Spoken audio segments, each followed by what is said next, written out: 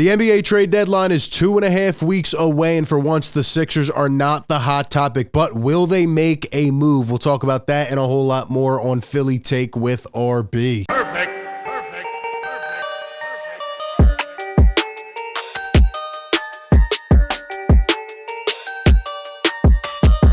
What is going on, everyone? RB here. Welcome into the show. Like always, hit the like button if you enjoy this content. Subscribe by hitting that red button down below and hit that bell so you don't miss any of the upcoming coverage. We'll be breaking it all down as we lead up until the trade deadline. Surprisingly, it is coming up very quickly. For once, not a lot of Sixers trade talk, not a lot brewing in that category. There's a few reasons. The Sixers have been good.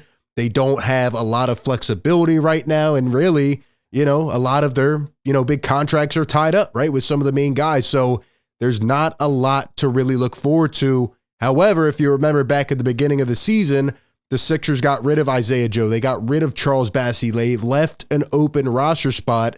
And earlier in the season, Doc Rivers said, come February, we are going to be active. So, who knows what they're going to add. We'll get into it a little bit more as we approach here.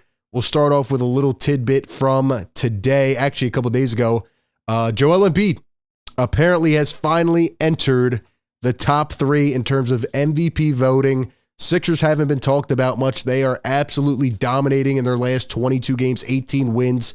And NBA.com's updated MVP ladder has Joel number 3 behind Jokic and Tatum. So finally, a little teeny bit of respect. Obviously, I don't think Embiid cares about it anymore, but he has deserved to be in the recognition because he is playing insane right now. Him, Harden, the team, everybody is playing better, and this Sixers team is sitting at number 2 in the East by themselves. So it'll be interesting to see if they go out here and make a move to try to propel themselves as you get into this second part of the season, closer to the playoffs. Tough stretches coming up for the Sixers. We'll see how it goes. But before we dive deeper into the trade talk, shout out to one of our newest sponsors here on Philly Take with RB. Happy to partner with Aura, a leading provider in digital safety and fraud protection. Now, when I went to purchase my last vehicle, it was actually brought to my attention during the finalization of that whole process, the paperwork, that someone had tried to steal my identity and actually open a separate loan in my name. And that right there is one of the examples of an issue that Aura tries to prevent. Aura is an easy-to-use app that includes everything you need to stay safe online by protecting you from scammers and hackers on the internet.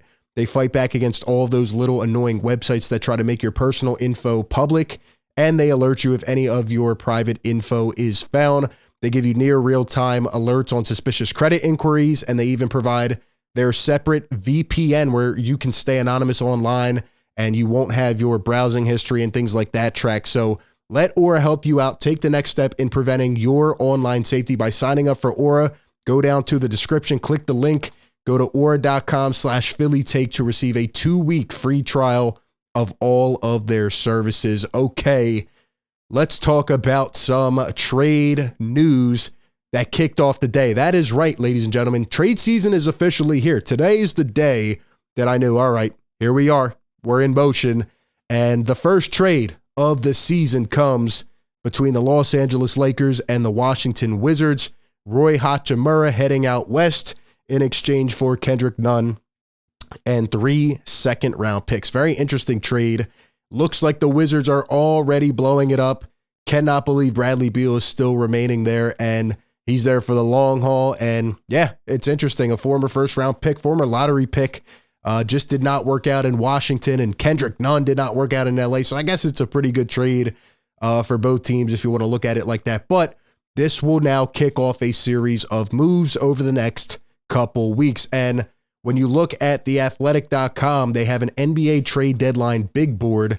Here are the top players that are apparently available. Miles Turner, John Collins, Bogdanovich, Kuzma, another Wizard, Quickly, Jakob Poeltl, Gary Trent. The Raptors might blow it up. There's a lot of interesting names in here, but I think we kind of need to dial it back for a second and just think for a second, what do the Sixers need? What are they looking for? Like I said to begin the show, the Sixers are playing very well right now, right? But obviously they're not going to continue playing like this for the rest of the season. So once they come down to earth a little bit, what do the Sixers need to address at the trade deadline. I'm definitely interested to hear what Sixer Nation thinks, so let me know down below in the comments. But when I kind of think about this and getting into this preliminary research and looking at some different guys available, couple things to keep in mind that are very important. Number one, the Sixers are hard capped right now, and they are, just below the luxury tax, and they are, they're not in a situation with flexibility. So a team that doesn't have a lot of roster flexibility, a team that, let's also keep in mind, is looking to win this year, right? They've, been adamant on that, and it doesn't look like they're going to fire anybody or get rid of anybody. This is the Sixers core. They've had an influx of, positivity recently, especially with Maxey coming off the bench. So really the Sixers are trying to make a minimal type of move, maybe kind of fill one of the gaps to get them over the hump. When I look at this Sixers team, the two big things I see this year are, number one, the lack of rebounding. And the Sixers are at the bottom of the barrel when it comes to rebounding. They need somebody that can just go up and hawk those boards. Now, instantly the Sixer fan reaction will say, Paul Reed, Paul Reed, Paul Reed. Yes, I agree. Maybe Paul Reed could be that spark. He is limited offensively. It doesn't look like there's any sign of the jump shot getting better. So to be quite honest with you, I don't see Paul Reed getting much minutes for the rest of the year. And Montrezl Harrell has been playing very well, but at the same time, there have been questions about his previous experiences in the playoffs. Will he be able to hold up? Who knows? Who knows? And it looks like Doc will give him the edge, especially, because he's one of Doc's guys. But I think the Sixers could definitely go out and pull in a rebounder at the deadline. The other, I guess, big need, or I wouldn't say big need, but the largest glooming kind of area on this team to look at is a wing. Is a wing that can be athletic, that can go grab boards, that can knock down some shots, play maybe some defense on the perimeter. Thibault is a guy that obviously looks like he has the potential to do that, but the shot is not there. And for some reason, even though the Sixers are 10 or 11-0, when he plays 20 or more minutes, he just hasn't gotten the bunches of minutes that lots of Sixers fans would like to see. So it doesn't really make sense. And again, there have been some reports about them trying to clear a couple contracts. It's just very hard based off the situation that they are in. Now, I'm going to tell you what I think is going to happen here at the trade deadline. I'm pulling up the Sixers salary cap once again, because I want to look at a couple contracts here. I personally think, and again, there's a couple weeks to look into this. There will be a lot of more news and rumors and stuff. I personally think that Furkan Korkmaz is going to get traded, because you look at his $5 million. You signed that contract before last year. There's just no value. I mean, Furkan doesn't play, sits on the bench, and, look at all the guys under him. It's pretty funny to look at. But, I think they're trying actively to move Furkan Korkmaz. I think that experiment's over. And the other guy that I could definitely see being moved is actually Jaden Springer. Let's call it what it is at this point. Jaden Springer is a draft bust. I'm not saying he's never going to be a good role player for a team, but he's not going to move the bar for what the Sixers need to get into championship mode. He's not going to work here. He doesn't fit. It doesn't make sense. I don't see them trading a Tobias or a big contract like that. I think it'll be very minimal this deadline. The Sixers might even stay quiet, but something alarms me about that open roster spot, and I know Daryl Morey's going to do something. I just don't know what it is. But I want to talk about some of my trade targets. Obviously, again, still very early, but a couple guys that I was able to do a little bit of research on and look into that I think could potentially fit. Number one is this guy. Here he is. This is my top trade target, by the way. He's been mentioned in a few rumors over the last couple months, but Zach Collins, you want to talk about a career revival? He's had a tough career. He was a big prospect coming out of college, and then, he had a couple quality years with the Blazers, and then, he had a big injury, and he took a chance, bet on himself, went to San Antonio, and look what he's doing this year, man. He's been fantastic, averaging almost 10 points off the bench per game. He can actually shoot the rock as well. What is he shooting? 37.5% from deep. He's pulling in almost 6 rebounds a game. And he's got a little zest to him, man. He's a little bit of a fire energy type of guy. Zach Collins to me would be a perfect backup 5 for this team. Now, in terms of what it's going to take to get these guys, I really don't know. It depends what direction their franchises are trying to go, right? The Spurs, who knows what the Spurs are trying to do at this point? They're probably entering like a second rebuild, because what they're trying to do right now is not really working at all. So yeah, the Spurs could definitely be active sellers at the deadline.